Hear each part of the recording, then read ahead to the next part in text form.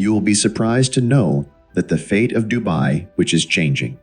It was started with just $5.29. Dubai also came under British control in 1937. Like India, the same Indian rupee currency was used here. For the British, Dubai seems like a great ideal strategic location for traveling because it was present right in the center of Europe, Africa, and Asia. British Imperial Airways wanted to make a flying ports base in the Sea of Dubai, and then an agreement was signed between them. Long-range Empire flying ports from UK used to land in the Sea of Dubai, and then after refueling, they were sent to British India and to other parts of Asia. The monthly rent of this base is only $5.29, which also included the salaries of the guards present there. Who knew that after just a few years, this will be converted into the world's busiest airport, and Dubai's own airline here will be able to compete with the best airline in the world? In what difficult times was the decision taken to make the Emirates Airlines? And from a small city, and finally to the airline that covers the whole world in such a short period of time, and became the world's largest airline. Ruler of Dubai in the 1950s, Sheikh Rashid bin Saeed Al Makhtum knew very well that the number of oil reserves Dubai had can last only from 30 to 40 years. He had to create an alternate income source as soon as possible. He noticed that British were using the location of Dubai as a one-stop farm for their own airlines. And Dubai gets to keep only a nominal rent. Keeping this in mind, the ruler of Dubai in 1959 gave the order to start the construction of Dubai Airport. Dubai Airport was first launched in 1960, which is only one apron, a small room-like terminal, and there was only one runway. That too, not paved, but it was made by compressing sand. On this runway, only small Douglas DC-3 aircrafts could land. After the construction of a proper metal runway in 1965, the first jet aircraft to land at Dubai Airport was Comet of Middle East Airlines.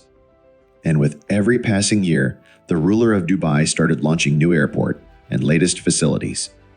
In 1969, 9 airlines were operating here, which offered 20 destinations, and in 1980, Dubai began to recover by becoming an international stop over where big names like Air India, Cathay Pacific, Singapore Airlines, Malaysian Airlines used to stop for refueling.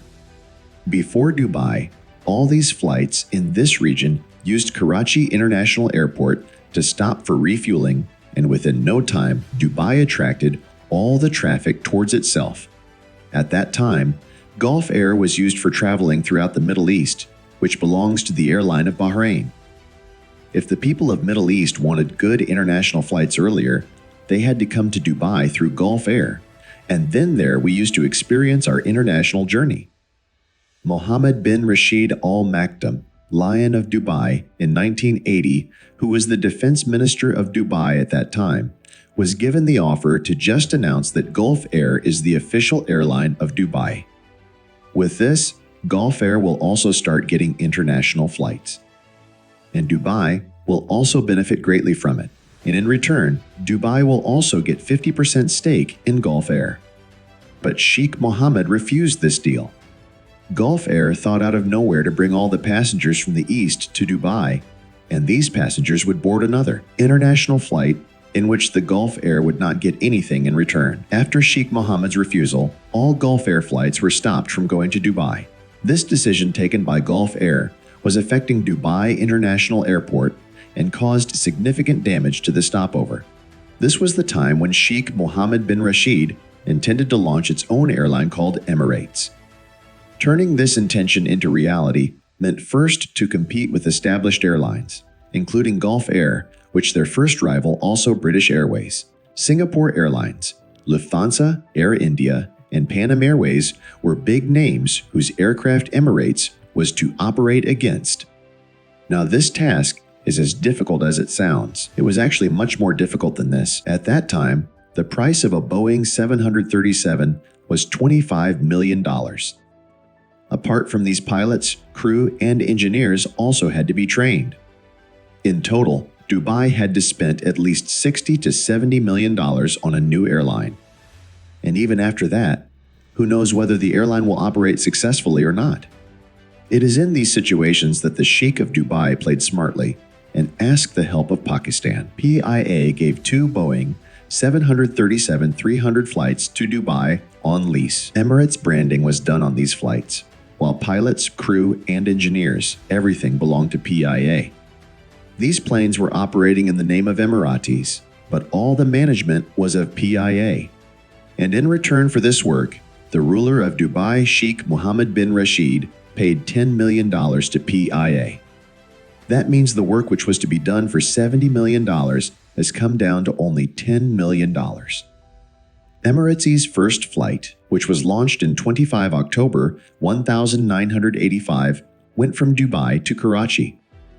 After this destination, like Mumbai, Delhi, Colombo, Oman, and Cairo were also included. During this 1 year of Emirates, 260,000 passengers traveled in the very first year, and the initial investment of $10 million came out. When Emirates bought its own airplanes in 1987, their planes were returned to the PIA. During the Gulf War, in the early 1990s, when all other airlines have stopped their operations in the Middle East, Emirates didn't want to lose this opportunity from its hand. Middle East in the last 10 days of Gulf War, if any airline is operating between Arab countries, well, it was none other than Emirates. During this period, Emirates also targeted those passengers, which normally used to use competitor airlines. These new passengers also got those facilities in Emirates for which other airlines used to charge extra penny to use them, like personal entertainment system, luxury cabins, and excellent dining. This chance taken by Emirates took Emirates to new heights of progress, and later Emirates also launched the Skywards program for loyal passengers. Now the increasing popularity of Dubai, along with international passengers, has also taken the success of Emirates Airline to the next level. But it can be said that to a large extent, Emirates has been responsible for the popularity of Dubai. Similarly, the most used flight route in the world is Europe to Southeast Asia and Australia. If we consider the example of Europe to Australia, then it is a difference is 14,800 kilometers away. No direct flight can cover such a huge distance. In this, most of the flights have to stop somewhere for refueling. Emirates Airlines benefit the most on such route because Emirates has already made its hub Dubai International Airport. Whereas for other flights, the airport has to pay extra fee for stopover. Emirates not only saves its cost by giving stopover to the passengers in Dubai, but can also sell tickets to the passengers at competitive rates. And with this, Dubai also gets the maximum traffic of visitors because, after all, many people like to stay in Dubai for a day or two before going further. Apart from this, if the fuel tank of the plane is full, then the fuel efficiency of the plane gets reduced because extra fuel means extra weight, and due to extra weight, the plane's engines have to produce more thrust, resulting in more fuel consumption. Because the hub of Emirates Airline is in the center of Europe, Asia, and Africa, hence they do not fill the tanks of their planes full so that they can get better fuel average. In this way, they can save a lot of money in fuel by giving extra 1 hour stop to the passengers in Dubai. On the other hand, if other lines try to save stopover cost in Dubai, then they have to put extra fuel in their planes, which spoils their economics.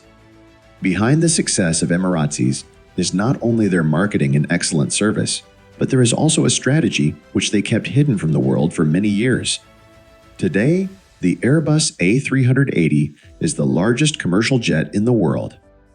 It can easily carry 850 passengers at a time. But the surprising thing is that most of the airlines which use Airbus, they are not earning profit from this giant. There is only one airline which is earning profit from Airbus 380, and that is Emirates Airline. It is even believed that only Emirates can make this jet profitable. If it is making, then what does Emirates do that other airlines cannot do? Emirates kept this secret hidden for many years, but due to the COVID-19 pandemic, when Air France decided to retire its A380s, On this occasion, Emirates, the CEO of the case, said that Air France should not have bought 10 Airbus A380s because it increases the unit maintenance cost. Airbus A380 is a very giant aircraft where it can support so many passengers at a time. Its biggest issue is its maintenance cost. Emirates have 119 A380s, and that too of the same model. Emirates in 1995 had decided to buy more planes of the same model. Today, the price of an Airbus 380 is $450 million, which is the most expensive commercial jet in the world. But by buying more planes at once, you get more discounts. Emirates Airline has cracked the bulk deal with the bus, and in this way, they got a lot of discount in the unit price, and also for the maintenance of all of them. Emirates has made its own in-house unit. Their spare parts are also all ordered together, and here also Emirates saves a good amount. In contrast, if we look at other airlines, most of them have different jet models, and because of this difference, they get the maintenance done by third-party operators, which means they spend extra.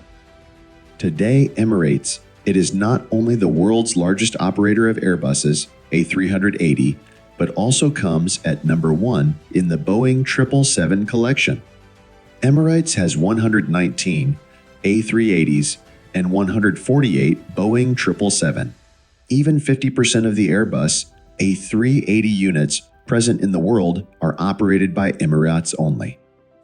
It is the largest passenger per kilometer in the Middle East. It is said to be the 4th largest airline in the world and 2nd largest airline in the world in terms of ton kilometers. Since 1998, 4,000 different passengers have used Emirates, and during the same period, Emirates has delivered cargo worth 35 million tons. It is the only airline in the world which has never suffered a loss in its history. If seen, every year it has recorded an average profit of 2,600 million dirham, or $70 million, and the biggest credit for this goes to none other than the ruler of Dubai, Sheikh Muhammad bin Rashid, all Makhtum only. Hopefully, you guys will also share this video with full opinion. Thank you very much for your loving comments. See you in the next great video.